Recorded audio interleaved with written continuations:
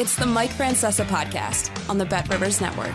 Hello again, everybody, and welcome to the Mike Francesa podcast, brought to you, as always, by the good folks at Bet Rivers. Remember to go to the Bet Rivers app for all of your wagering needs. And as we get ready for college football, which even has some interesting games this evening, and has week one upon us on Saturday, and the NFL right around the corner, that's where you go. Wherever you need, you got Bet Rivers, and they have a lot of interesting things for you to look at, and a lot of things that you'll find very interesting, very entertaining, and very challenging for this football season. But we are still a couple of days away from our coverage of the NFL. So, I'll take a couple of emails today, so a couple of them might touch on the NFL, but I'm not going to hit it in depth yet.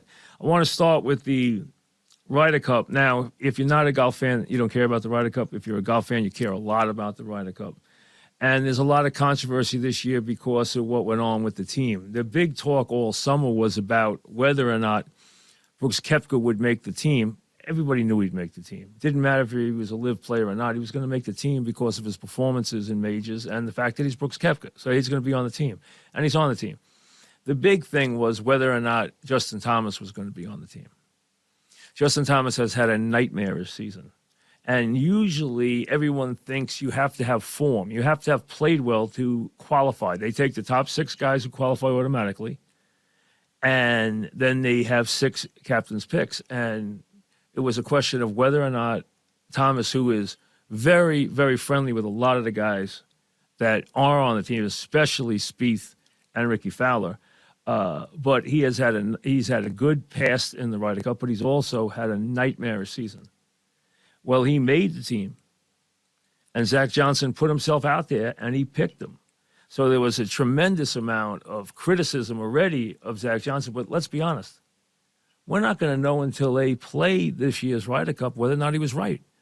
He picked a team, they said, based on chemistry, based on camaraderie, based on best friends. We know that Spieth and Fowler and Justin Thomas are inseparable. We know that Burns is best friends with Scottie Scheffler, okay? Those guys are on the team. Scheffler, of course, made it automatically, so, and Spieth was a lock to make the team anyway. But the point was, here are the guys who felt slighted. Keegan Bradley, who was very upset. Lucas Glover, Tony Finau, guys like that who could have easily made the team and didn't, over Justin Thomas, who, as we said, has had a nightmarish season. He has fallen off a cliff. And he's there. And you know what? If the Americans lose the Ryder Cup and he has to bury Justin Thomas because he's playing terribly early, or he plays terribly and he commits to him and he plays terribly throughout the competition, Zach Johnson's going to get killed for taking him on the team, and he's going to have to live with that, and it's going to be a lot of criticism. Ryder Cup losses come with a lot of criticism for the captain. Just go back and look at what went on with Tom Watson, who hated what went on. Phil Mickelson criticized him. He got an incredible amount of negative publicity, and here's one of the great legendary golfers who was attacked unbelievably after the Ryder Cup failure. So Zach's put himself out there. We don't know if he's right or wrong yet. If the team wins, and they should be favored, but if they win, and they don't usually win in Europe, they haven't won in Europe in a long time, but if they play well or they win, and Thomas is okay, you won't hear anything. But if he's bad, I'd say if he's bad and Burns bad, there will be a lot of criticism for Zach Johnson. But the idea that you rip him apart right now, hey, he's not wrong yet. He might be very wrong. He might have done these guys very unfairly. Keegan Bradley, we know, was crushed that he didn't make the team. He was very vocal about it. We know he was crushed that he didn't make the team. Lucas Glover had a really big year, and this was going to probably be his only chance to make a Ryder Cup team. But it didn't happen. He went with the guys that gave him the chemistry he wanted, and he's not wrong yet. If they play well, he's right. If they play badly and lose, he's wrong. That's what it comes down to. It's so weird to watch the Yankees play out the string. And you're going to get a month of that for the first time in so many years, where there's nothing at all to play for, and they're just going to be showcasing kids and playing for statistics and developing players like Volpe getting better as he has. And let's be honest, his season's going to be okay anyway. They went through some really bad slumps with Volpe. First of all, it did not affect his defense. His defense has been solid all year, and he played very heads up all year. He's going to wind up with over 20 doubles. He's going to wind up with 20 to 25 homers. He's going to wind up with 30 steals.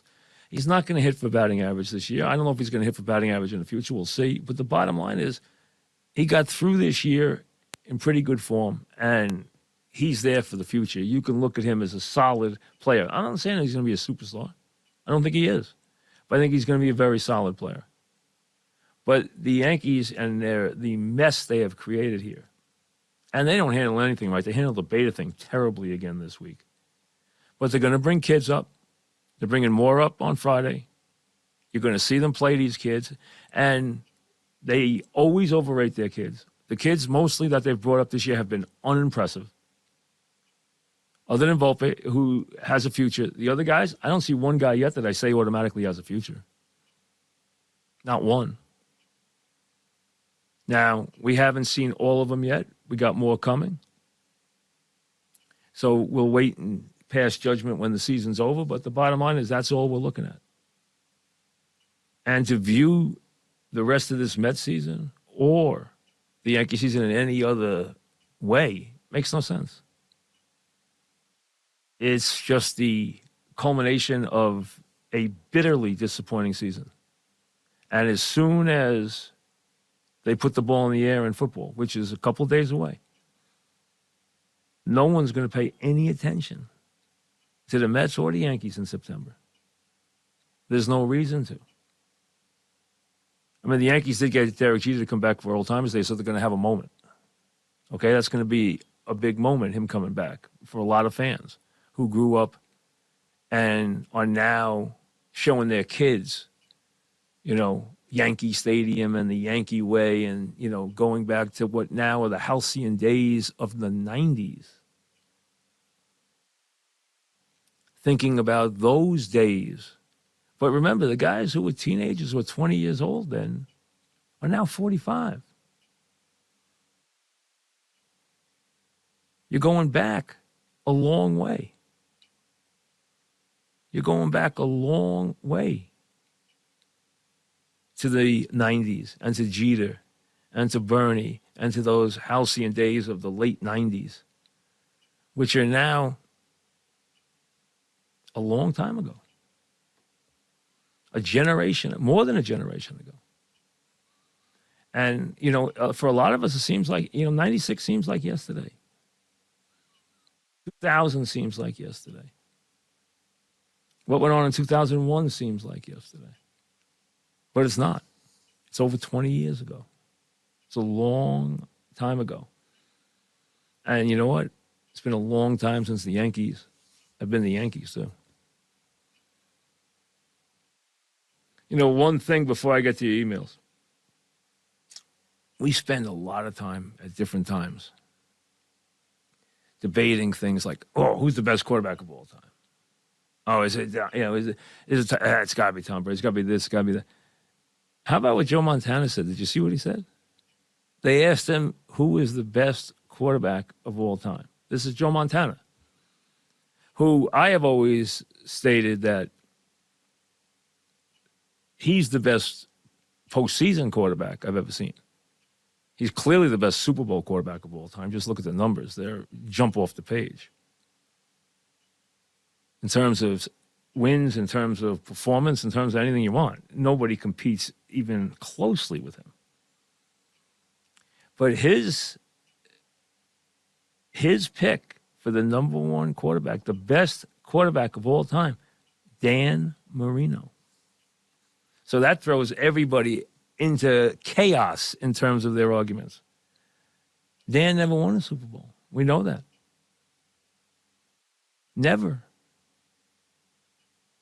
And you know what? We've made that point many times. When you talk about great quarterbacks, you can't exclude guys like Marino and Fouts and guys. They were great players. Did they win Super Bowls? No. But that's become the whole thing in sports. How many rings you got? Well, it starts with how many rings you got. You can't be greater than rings. In the past, we didn't view sports that way. Now we do. Because the postseason is where the money is made, and now the postseason is much longer. It's been elongated dramatically from the old days in every sport. Many more games to be played. And so the postseason takes on a life of its own, and it becomes the end-all and be-all. But there's the greatest Super Bowl quarterback of all time, without any argument, saying, hey, I think the best guy's a guy who never won a Super Bowl. So start with that argument now, going forward. All right, let's get to your emails. Mike Francesa podcast at gmail.com. That's where you send them, okay? That's where you go to send whatever emails you want. Mike Francesa podcast at gmail.com. Here we go. William, does the benefit of hindsight show that Dave Gettleman was actually a decent GM for the Giants with the emergence of Daniel Jones and some of his other draft picks panning out, while also considering how OBJ's career has gone since he left Big Blue? It seems like Dave might not have been as bad as the Giants fans made him out to be. No, I think he was as bad. I'm sorry. Did he have a couple of picks? Okay. Remember, he was picking at the top for years. He can't miss all of them.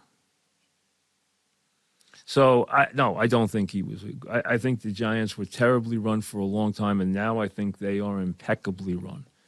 I think their front office is hitting on all cylinders, and I think they have the best new coach in the sport. A guy that I believe now, if you take the big guys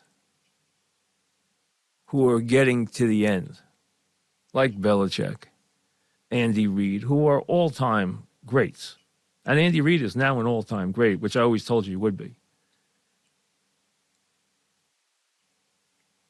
Take them and put them aside. I think for the next decade, the best coach in the league might be the Giant head coach. He's very impressive. And I thought last year the Giants were the best coach team in the league. That's why they were able to steal so many games. And they stole a bunch of games. And do not discount, when I say that, coaching the defensive coordinator who was an MVP last year. Danny, Aaron Rodgers will be the 33rd starting quarterback for the Jets in the last 30 years. I'm going to take his word for it because I never counted. Ken Casey made that Chad Pennington is the best of that previous bunch over Vinny Testaverde. Here's what I would say. Chad was dependable. Vinny hit the high note. If you go and look at Vinny's season when the Jets went to the AFC title game, Vinny had an incredible year. 29 touchdowns, 7 intercepts, MVP-type season. That was the high note. And that team could have easily won the Super Bowl. Remember, I'll never forget being in Denver. And I made the mistake, folks. So you want to blame me? Blame me. Ron and I flew out for that game. And when they went up 10-0, and Atlanta had won and knocked off that really juggernaut Minnesota team. And I knew Atlanta had no chance against the Jets. I said, I'm going to win a Super Bowl. I wish I could take the words out of my mouth. Going to win the Super Bowl. And the next thing I know, after doing nothing in the game, Elway completes a waggle down the field and hits a big play. And then all of a sudden, the Jets just forgot how to catch the ball, forgot how to carry the ball, fumbled the ball, turned the ball over. And, the game was a nightmare. Final score 23-10, Denver. Never forget it. Never forget it. It was a long flight home. Kevin, Cashman gets a lot of credit for the Yankees' success in the late 90s. Can you give your thoughts on the contributions of Gene Michael and Bob Watson? The Yankees dynasty, as we now call it, from 96 to 2001. That's, to me, when the dynasty really ends, is 2001. 96 to 2001, to me, the architect of that is G. Michael. There's no question about it. Bob Watson had his role, Cash had his role, but the architect of that is G. Michael. He built the great Yankee team. No one else. Ben in Westport. Looks like Zach Wilson is the backup. Isn't that insane for a team that wants to go deep in the playoffs? What if Rodgers hurts himself, misses a few games? Can you see Wilson winning games? I can't. I don't think he's ready to win games. I thought in preseason, a lot of people made fuss about certain things, but I saw him miss passes with wide open receivers, including a seam in the Giant game that, I'm telling you, it was a walk-in touchdown. He missed the guy by 25 yards. I don't trust him. I don't trust him. Rodgers better not get hurt. Brad, who do you think was better, Willie McCovey or Willie Stargell? You know, sometimes you guys ask a question, and I look at it and say, what a good question. I mean, what a good question. I've never thought of that question before. I've never thought of that debate before. But I gave it a little thought just a minute ago, because I just happened to, when I turned the page on, that when Mon sent me all the emails, I saw that one. And I said, so I thought about it for a second when we were just going to start the podcast, and I said, what a great question. They are, and I started going through them careers in my head, and I saw both of them play a lot. You know, through the years, I saw them both play in person. They're almost identical. That's why it's such a good question. Stargell had more chances in the postseason. McCovey hit in the postseasons he played in, but he had very few postseason appearances. Their numbers are almost identical. I mean, McCovey hit 521 homers. Stargell hit just under 500. One's a 270-something hitter. One's a 280-something hitter. They had about the same number of RBIs. They both led the league. I mean, McCovey led the league more times than homers. Stargell had many more big moments in the postseason and was more of a leader. But I'm telling you, take your pick. They're both great, great, great sluggers. Left-handed, premier power hitters in their prime. 40 homers, 44 homers, 45 homers. You know, killer players. You know, when they're in the batter's box, scary figures in the batter's box. And I would say, flip a coin. Here's what I would say about them. And, you know, McCovey is cherished in San Francisco, absolutely cherished. McCovey was probably the better athlete. Stargell had that way about him where he was that big leader. You know, Pops, the whole thing. He was the big leader type. I didn't sense that from McCovey, but you know what? I didn't see enough of that Giant group to know that from, you know, far away in a different world when the league was covered differently. But here's the thing. When McCovey got in the batter's box, you paid attention. He was scary. He was imposing, even more so than Stargell. But as far as their performances, I mean, they're almost identical. Maybe that's why you picked it, because you looked and saw that they were almost identical. They are almost identical players. So take your pick. I'll take either one. And really, you can't knock. I mean, if you try to separate them, it's very, very hard. Paulie, I know you like Hodgins. I do, and I did last year. He's now essentially the Giants' number one wide receiver. Could that be a problem? I don't think it's a problem. I would say this. First of all, Waller's going to be their number one receiver. I think he's going to, if he's healthy, I think he's going to catch 100 balls. I think he's going to be a major, major, major figure in this offense. He's going to be Daniel Jones' favorite target. I think this offense is going to revolve around Daniel Jones, Saquon, and Waller. Hodgins is going to be, I think he's very underrated. You got Campbell, you got Slayton, okay? They don't have one of these incomparable, crazy Jefferson, type wide receivers that everybody covets so much now. But they have useful players. And like I said, Waller is going to make a huge difference. And a big part of the Giant offense, let's be honest, is Daniel Jones's legs. They have to be a major weapon or the offense isn't the same. It is not scary. This offense is not scary to defend if Daniel Jones is not running the ball. His running the ball and his ability to run the ball is a big, big factor in the offense. I think the offensive line is going to be better. They still need a couple of guys to raise their level on that line. But they have a couple of guys now that I think are pretty good anchors on that line, too.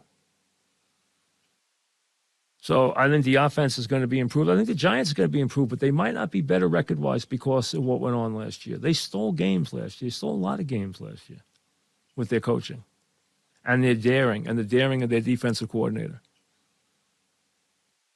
Well, we'll get into that before the season starts when I give you my thoughts on the Giants and the Jets and what I expect from them before the season starts. We'll get into that next week. We're still a week away from that as we begin our NFL. But I would tell you the number one target is going to be Waller. I don't think there's any question about that. But I do like Hodgins, and I think he's going to be very productive. I really do. I don't have a problem with him at all. Now, listen, would you always like to have that shiny model that everyone wants? That guy who basically people can't cover? Absolutely. And, the Jets have one of those. The Jets, with Rodgers and the guys they have at receiver and at running back, if that offensive line performs, they are going to be a terrific offense. Now, I'm scared to death about the offensive line with the Jets. And there's no way I'm going to change about that until I see that things are a lot better than I had hoped for. I'm very worried because I see problems brewing and I don't see answers when they brew. So that really worries me. And that's the thing that and the coaching staff are the two things. And listen, the inspirational words that come out of Hard Knocks, okay, take those with a grain of salt. That show is so rehearsed, it is crazy. In everything that is done there, that show is rehearsed to the nth degree. Take all of that you see on that show with a very, very big grain of salt.